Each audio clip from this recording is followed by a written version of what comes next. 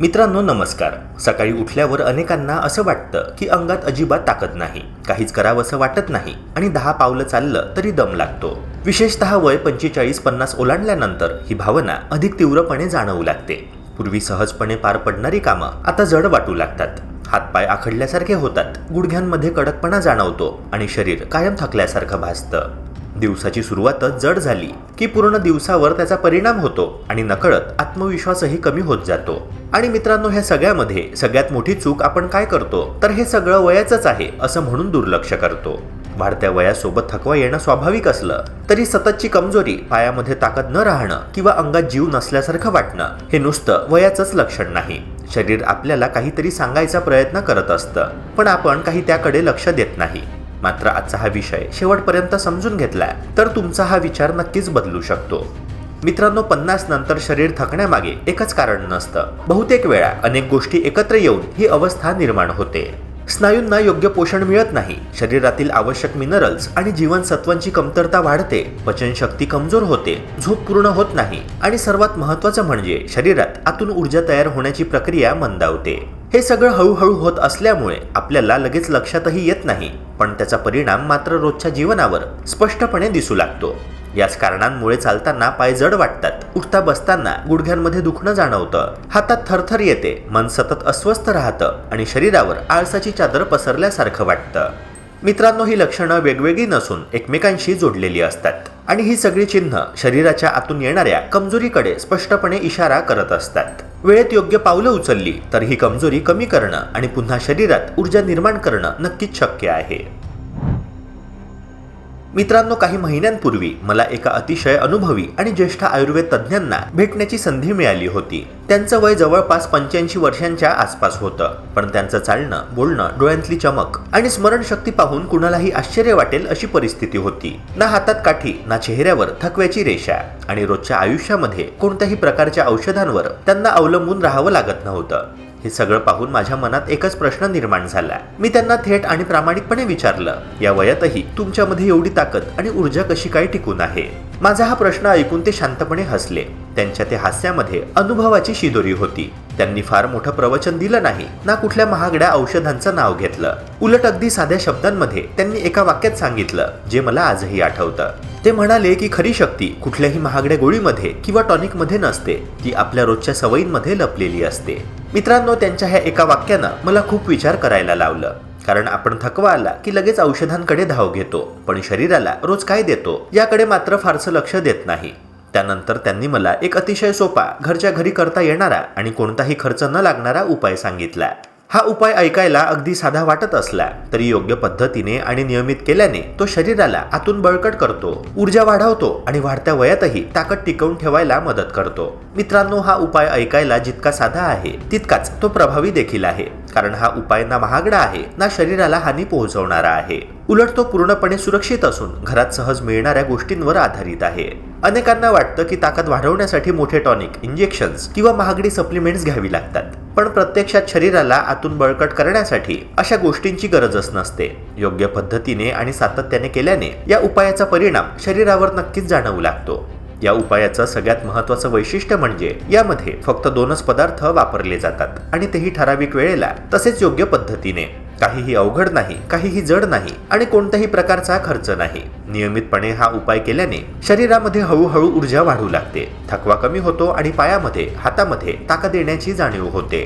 आणि हो, यासाठी ना टॉनिकची गरज आहे, ना इंजेक्शनची, ना कोणत्याही महागड्या सप्लिमेंटची. फक्त शिस्त, सातत्य आणि योग्य पद्धत पुरेशी आहे. मित्रांनो, उपाय क्रमांक 1 मध्ये आपण ज्या गोष्टीबद्दल बोलणार आहोत ती म्हणजे साधे, रोजच्या जीवनात सहज मिळणारे शेंगदाणे. जवळजवळ प्रत्येक घरामध्ये शेंगदाणे खाल्ले जातात, पण बहुतेक वेळा आपण फक्त शेंगदाणे खाणे एवढ्यावरच थांबतो. पण प्रत्यक्षात शेंगदाणे कसे आहेत, कोणते आहेत आणि कोणत्या पद्धतीने खाल्ले जातात यावर त्यांचा शरीरावर होणारा परिणाम पूर्णपणे अवलंबून असतो. चुकीचे, जुने किंवा प्रोसेस केलेले शेंगदाणे खाल्ले तर मात्र अपेक्षित फायदा मिळत नाही. उलट काही वेळा पचनावर ताणही येऊ शकतो. म्हणूनच ताकद वाढवायची असेल, स्नायूंना बळ द्यायचं असेल आणि शरीरात आतून ऊर्जा निर्माण करायची असेल तर योग्य प्रकारचे शेंगदाणे निवडणं खूप महत्त्वाचं ठरतं. योग्य शेंगदाणे कोणते हे लक्षात ठेवणं फार गरजेचं आहे. शक्यतो लहान आकाराचे, लाल सालीचे आणि देशी शेंगदाणे निवडावे. मोठे पांढऱ्या सालीचे किंवा जास्त चमकदार दिसणारे शेंगदाणे अनेकदा हायब्रिड किंवा जास्त प्रोसेस केलेले असतात, ज्यांमध्ये नैसर्गिक पोषण मूल्य तुलनेने कमी असतं. लाल सालीचे देशी शेंगदाणे मात्र नैसर्गिक प्रोटीनचा उत्तम स्रोत मानले जातात. हे प्रोटीन स्नायूंना मजबूती देतं, शरीराच्या पेशींची दुरुस्ती करतं आणि वाढत्या वयात होणारी स्नायूंची झीज कमी करण्यास मदत करतं. त्यामुळेच हे शेंगदाणे नियमितपणे आणि योग्य प्रमाणात खाल्ले तर शरीराला आतून आधार मिळू लागतो. या शेंगदाण्यांचा शरीरावर होणारा परिणाम काही दिवसांतच हळूहळू जाणवू लागतो. नियमितपणे सेवन केल्याने गुडघ्यांची झीज कमी होण्यास मदत होते, कारण स्नायू आणि सांध्यांना आवश्यक पोषण मिळू लागतं. हातापायातील जडपणा आणि बधीरपणा कमी होतो, स्नायूंवरील अनावश्यक ताण कमी होतो आणि शरीर अधिक स्थिर वाटू लागतं. विशेषतः ज्यांना चालताना पाय जड वाटतात, उठताना गुडघ्यांत वेदना जाणवतात किंवा हातामध्ये कमजोरी जाणवते, त्यांच्यासाठी हे शेंगदाणे फारच उपयुक्त ठरू शकतात. नसा मजबूत होण्यास मदत होत असल्यामुळे शरीरातील रक्तपुरवठा सुधारतो आणि थकवा कमी जाणवतो. शेंगदाण्यांमध्ये असलेली पोषक द्रव्यांची रचना हीच त्यांची खरी ताकद आहे. त्यामध्ये कॅल्शियम, मॅग्नेशियम, व्हिटॅमिन बी कॉम्प्लेक्स आणि हेल्दी फॅट्स यांचा उत्तम समतोल असतो. कॅल्शियम आणि मॅग्नेशियम हाडे व स्नायू मजबूत ठेवायला मदत करतात, तर व्हिटॅमिन बी कॉम्प्लेक्स नसा आणि मेंदूच्या कार्यासाठी अत्यंत आवश्यक असतं. हेल्दी फॅट्स शरीराला दीर्घकाळ टिकणारी ऊर्जा देतात, त्यामुळे अचानक थकवा येत नाही. ही सगळी पोषक द्रव्ये एकत्र येऊन शरीरात आतून ऊर्जा तयार करण्याची प्रक्रिया सुधारतात आणि म्हणूनच योग्य पद्धतीने घेतलेले शेंगदाणे वाढत्या वयातही ताकद टिकवून ठेवण्यासाठी अत्यंत प्रभावी ठरतात. उपाय क्रमांक 2 मध्ये आपण ज्या दुसऱ्या महत्त्वाच्या पदार्थाबद्दल बोलतो आहोत तो म्हणजे मनुका. बहुतांश लोकांच्या मते मनुका म्हणजे फक्त गोड चव देणारा पदार्थ, एखाद्या मिठाईमध्ये किंवा प्रसंगी खाण्यासाठी असलेली गोष्ट.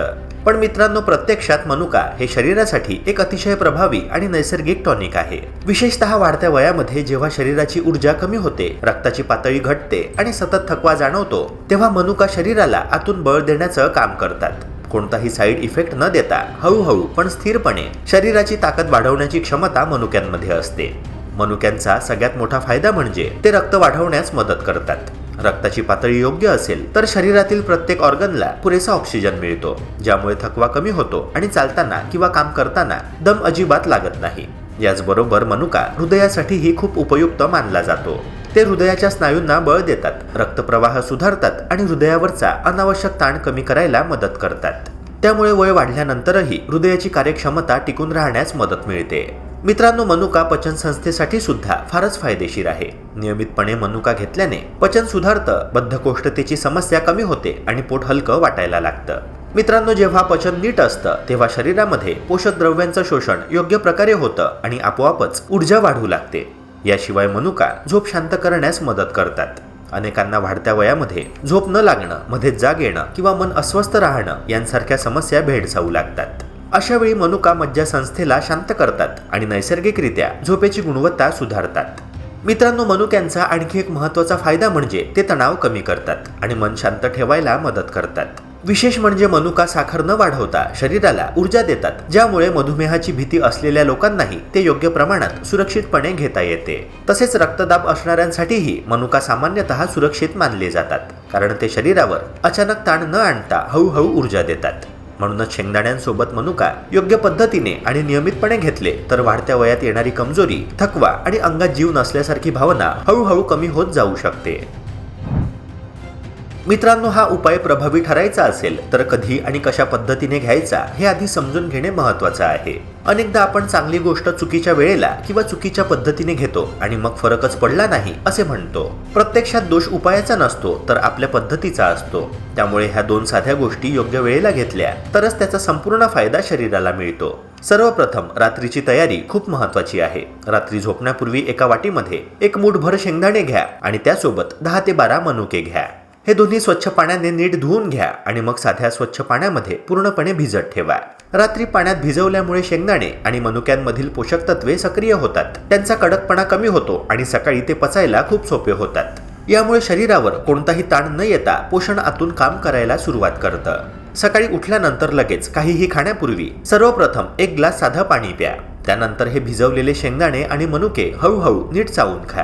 घाई अजिबात करू नका, कारण चावून खाल्ल्यामुळे त्यातील पोषक तत्वे लाळेमध्ये मिसळून शरीरामध्ये चांगल्या प्रकारे शोषले जातात. ही सवय अंगीकारली तर काही दिवसांतच पोट हलकं वाटायला लागतं, अंगातील जडपणा कमी होतो आणि सकाळची सुस्ती हळूहळू नाहीशी होते. ज्यांना चावून खाणं जमत नसेल किंवा दातांची समस्या असेल त्यांनी हा उपाय थोड्या वेगळ्या पद्धतीने करू शकता. भिजवलेले शेंगदाणे आणि मनुके मिक्सरमध्ये थोडंसं पाणी घालून वाटून घेऊ शकता आणि ते पेयासारखं पिऊ शकता. काही लोक हे मिश्रण सॅलडमध्ये मिसळूनही घेऊ शकतात.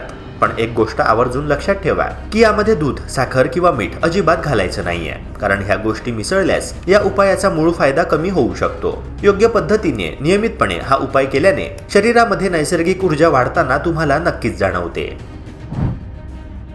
पहिल्या 3 ते 4 दिवसांतच ह्या उपायाचा हलका पण स्पष्ट परिणाम शरीरावर जाणवायला लागतो. सकाळी उठल्यावर अंग जड वाटण्याऐवजी शरीर थोडंसं हलकं आणि ताजेतवाने वाटू लागतं. अंथरुणातून उठताना जी आळसाची भावना असते की आज नको काही करायला असा विचार येतो, तो हळूहळू कमी होऊ लागतो. पायामध्ये थोडं बळ येतं, चालताना आधीसारखा दम लागत नाही आणि दिवसभर जाणवणारा सततचा थकवा कमी व्हायला सुरुवात होते. मित्रांनो, विशेषतः झोपेच्या बाबतीत बदल जाणवू लागतो. रात्री झोप लवकर लागते, मध्येच जाग येण्याचं प्रमाण कमी होतं आणि सकाळी उठल्यावर मन अधिक शांत आणि फ्रेश वाटायला लागतं. जेव्हा हा उपाय 7 ते 10 दिवस नियमित केला जातो तेव्हा त्याचे परिणाम आणखी स्पष्टपणे दिसू लागतात. सांधेदुखीमध्ये हळूहळू फरक जाणवतो. गुडघे आणि कंबर आखडल्यासारखी वाटण्याची भावना कमी होते. चालताना आत्मविश्वास वाढतो. पावलं जड न वाटता सहज पडू लागतात. आधी थोडंसं चालल्यानंतर बसावंसं वाटायचं, ती गरज कमी होते. याचबरोबर मनावरचा ताणही कमी होतो. विनाकारण चिडचिड होणं किंवा अस्वस्थ वाटणं कमी होतं आणि एक प्रकारची प्रसन्नता मनात जाणवायला लागते. मित्रांनो, हा उपाय कोणताही चमत्कार नाही हे स्पष्टपणे समजून घेणं देखील तितकंच महत्त्वाचं आहे. पण शरीराला जे खरंच आवश्यक आहे ते पोषण, ती ऊर्जा, ते मिनरल्स जर योग्य वेळेला आणि योग्य पद्धतीने दिले तर शरीर नक्कीच सकारात्मक प्रतिसाद देतं. आपलं शरीर ही एक यंत्रणा आहे. त्याला योग्य इंधन मिळालं तर ते पुन्हा ताकदीनं काम करायला लागतं. त्यामुळे सातत्य ठेवा, घाई करू नका आणि 3 दिवसातच सगळं ठीक झालं पाहिजे अशी अपेक्षा मुळीच न ठेवता शरीराला थोडा वेळ द्या. तरीही एक महत्त्वाची सूचना लक्षात ठेवा. जर तुम्हाला कोणताही गंभीर आजार असेल, जसं की तीव्र सांधेदुखी, शुगर नियंत्रणाबाहेर असणं, हृदयविकार किंवा इतर मोठे आरोग्यविषयक त्रास, तर हा उपाय सुरू करण्यापूर्वी डॉक्टरांचा सल्ला घेणं आवश्यक आहे. हा उपाय सर्वसामान्य कमजोरी, थकवा आणि वयामुळे येणाऱ्या अशक्तपणासाठी उपयुक्त आहे, पण वैद्यकीय उपचारांचा पर्याय मुळीच नाही. योग्य सल्ला, योग्य सवय आणि नियमितता ह्या तिन्ही गोष्टी एकत्र आल्यासच आरोग्यात खरा बदल जाणवतो. उतर वयात प्रवेश करताच शरीरात अनेक नैसर्गिक बदल घडू लागतात आणि त्याचा सर्वात मोठा परिणाम पायांच्या ताकदीवर दिसून येतो. कमी वयात सहज होणाऱ्या हालचाली हळूहळू कठीण वाटू लागतात. चालताना लवकर दम लागणे, थोडे अंतर चालले तरी पाय दुखणे, जिने चढताना गुडघ्यामध्ये कटकट असा आवाज येणे, पाय सुजणे किंवा कधी कधी पाय थरथरणे अशी लक्षणे अनेक जण अनुभवतात. पाय हे आपल्या संपूर्ण शरीराचे वजन वाहणारे अवयव असल्यामुळे त्यांची ताकद कमी झाली तर माणसाचे स्वातंत्र्य, आत्मविश्वास आणि दैनंदिन जीवनमान यावरही परिणाम होतो. त्यामुळे उतार वयात पाय बळकट ठेवणे हे केवळ आरोग्यापुरते मर्यादित न राहता स्वावलंबन टिकवण्यासाठी अत्यंत आवश्यक ठरते. पायांची ताकद वाढवण्यासाठी नियमित हालचाल आणि योग्य व्यायाम हा सर्वात महत्त्वाचा उपाय आहे. अनेकांना वाटतं की वाढत्या वयामध्ये व्यायाम करणे धोकादायक असते, पण प्रत्यक्षात योग्य आणि सौम्य व्यायाम न केल्यास पाय आणखीनच कमजोर होऊ लागतात. दररोज 20 ते 30 मिनिटे संथ गतीने चालणे, सकाळी मोकळ्या हवेमध्ये फेरफटका मारणे, आधार घेऊन हळूवार स्क्वॉट्स करणे, खुर्चीवर बसून पाय पुढे सरळ करून वर खाली करणे असे व्यायाम स्नायूंना सक्रिय ठेवतात. याशिवाय टाचांवर उभे राहणे आणि पुन्हा पाय सपाट ठेवणे, पाय फिरवण्याचे हलके स्ट्रेचिंग व्यायाम केल्याने रक्ताभिसरण सुधारते. योगासनांमुळे केवळ पायांची ताकदच नव्हे तर संतुलन, लवचिकता आणि आत्मविश्वासही वाढतो, जे उतार वयात फार महत्त्वाचे असते. व्यायामा इतकाच महत्त्वाचा घटक म्हणजे संतुलित आणि पौष्टिक आहार. उतार वयात शरीरातील कॅल्शियम कमी होण्याची शक्यता वाढते, त्यामुळे हाडे ठिसूळ होतात आणि पाय दुखण्याची समस्या वाढते. दूध, दही, ताक, पनीर, रवा, बाजरी, ज्वारी, हिरव्या पालेभाज्या आणि डाळी यांचा नियमित आहारात समावेश केल्याने हाडांना आवश्यक पोषण मिळतं. प्रथिनयुक्त आहारामुळे स्नायू मजबूत होतात, तर व्हिटॅमिन डी मुळे कॅल्शियम शोषणास मदत होते. सकाळी थोडा वेळ उन्हात बसणे हा त्यासाठीचा सोपा आणि नैसर्गिक उपाय आहे. जास्त तिखट, तेलकट, प्रक्रिया केलेले अन्न आणि जंक फूड टाळल्यास पायांची सूज, जडपणा आणि वेदना कमी होतात. दैनंदिन सवयी आणि पायांची काळजी घेण्याच्या पद्धती यांचाही पायांच्या ताकदीवर मोठा परिणाम होतो. सतत एकाच जागी बसून काम करणे किंवा दीर्घकाळ उभे राहणे टाळावे. दर तास 2 तासांनी थोडे चालणे किंवा पाय हलवणे फायदेशीर ठरते. आरामदायी, पायाला योग्य आधार देणारे चप्पल किंवा बूट वापरल्यास गुडघे, टाच आणि पाठीवरचा ताण कमी होतो. रात्री झोपण्यापूर्वी कोमट तेलाने पायांची मालिश केल्याने स्नायू सैल होतात आणि दिवसभराचा थकवा निघून जातो. काही वेळा कोमट पाण्यामध्ये मीठ किंवा त्रिफळा टाकून पाय बुडवल्यास वेदना कमी होण्यास मदत होते. मानसिक आरोग्य, झोप आणि तणाव व्यवस्थापन यांचाही पायांच्या आरोग्यावर अप्रत्यक्ष पण खोल परिणाम होत असतो. सततची चिंता, मानसिक ताण आणि अपुरी झोप यामुळे शरीराची ऊर्जा कमी होते आणि स्नायू लवकर थकू लागतात. त्यामुळे दररोज किमान 7 ते 8 तासांची शांत झोप घेणे आवश्यक आहे. ध्यान, प्राणायाम आणि श्वसनाचे व्यायाम केल्याने मन शांत राहते आणि शरीराला नवसंजीवनी मिळते. सकारात्मक विचारसरणी ठेवल्याने तसेच स्वतःवर विश्वास ठेवला तर शरीरातील अनेक समस्या सहजपणे हाताळता येतात. वाईट सवयी टाळून आरोग्यदायी जीवनशैली स्वीकारल्यास पायांची ताकद दीर्घकाळ टिकून राहते. शेवटी असे म्हणता येईल की उतारवय म्हणजे दुर्बलतेचे नव्हे तर स्वतःकडे अधिक सजगपणे पाहण्याचे वय आहे. पायामध्ये ताकद वाढवण्यासाठी महागडे उपचार किंवा अवघड उपाय करण्याची गरज नसून रोजच्या आयुष्यात छोटे पण सातत्यपूर्ण बदल करणे पुरेसे असते. नियमित व्यायाम, योग्य आहार, पायांची काळजी, मानसिक शांतता आणि शिस्तबद्ध दिनचर्या यांच्या मदतीने उतारवयातही पाय मजबूत, स्थिर आणि कार्यक्षम ठेवता येतात. पाय मजबूत असतील तरच आयुष्याचा प्रवास आत्मविश्वासाने, आनंदाने आणि स्वाभिमानाने पुढे नेता येतो. मित्रांनो, दबलेली नस म्हणजे आसपासच्या स्नायू, हाडे किंवा डिस्क यांचा नसेवर जास्त दाब येणे. यामुळे हातपाय सुन्न होणे, मुंग्या येणे, जळजळ, टोचल्यासारखी वेदना, कमजोरी किंवा हालचाल करताना त्रास जाणवतो. ही समस्या मान, पाठ, कंबर किंवा गुडघ्यांच्या भागात अधिक प्रमाणात जाणवते. वेळेवर योग्य उपाय न केल्यास वेदना वाढू शकतात, ज्यामुळे सुरुवातीलाच काळजी घेणे आवश्यक आहे. दबलेल्या नसा मोकळ्या करण्यासाठी योग्य विश्रांती आणि चुकीच्या हालचाली टाळणे हा पहिला टप्पा आहे. जास्त वेळ एका स्थितीत बसणे, मान वाकवून मोबाईल वापरणे, वजन उचलताना चुकीची पद्धत वापरणे या सवयी तात्काळ बदलणे गरजेचे आहे. कडक गादी किंवा उशीचा अतिवापर टाळावा आणि झोपताना मणक्याला आधार मिळेल अशी झोपेची स्थिती ठेवावी.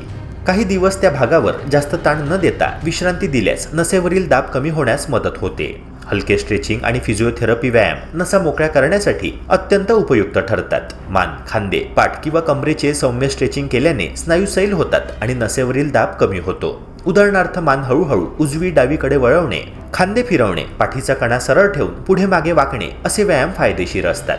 मात्र वेदना तीव्र असतील तर व्यायाम स्वतः न करता तज्ज्ञांच्या मार्गदर्शनाखालीच करावे.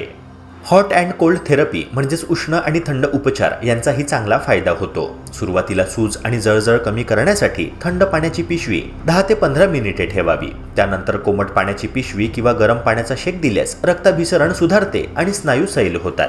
नियमितपणे गरम तेलाने हलकी मालिश केल्यास वेदना कमी होऊन नसेवरील ताण कमी होतो. आहार आणि पोषण यांचाही नसा मजबूत होण्यात मोठा वाटा असतो. व्हिटॅमिन B12, कॅल्शियम, मॅग्नेशियम आणि ओमेगा 3 फॅटी ॲसिड्स नसा निरोगी ठेवण्यासाठी आवश्यक असतात. दूध, दही, हिरव्या पालेभाज्या, डाळी, बदाम, अक्रोड, तीळ, मासे यांचा आहारात समावेश करावा. पाणी भरपूर प्यावे, कारण निर्जलीकरणामुळे म्हणजेच डिहायड्रेशनमुळे देखील स्नायू घट्ट होतात आणि नसेवर ताण येतो. जर घरगुती उपाय करूनही वेदना, सुन्नपणा किंवा कमजोरी वाढत असेल तर डॉक्टर किंवा फिजिओथेरपिस्टांचा सल्ला घेणे अत्यंत आवश्यक आहे. काही वेळ एक्स-रे, MRI किंवा इतर तपासण्या करून अचूक कारण शोधावे लागते. योग्य औषधे, फिजिओथेरपी, ट्रॅक्शन किंवा विशेष व्यायामांमुळे दबलेली नस हळूहळू मोकळी होते. वेळेवर उपचार घेतल्यास शस्त्रक्रियेची गरज बहुतांश वेळा टाळता येते.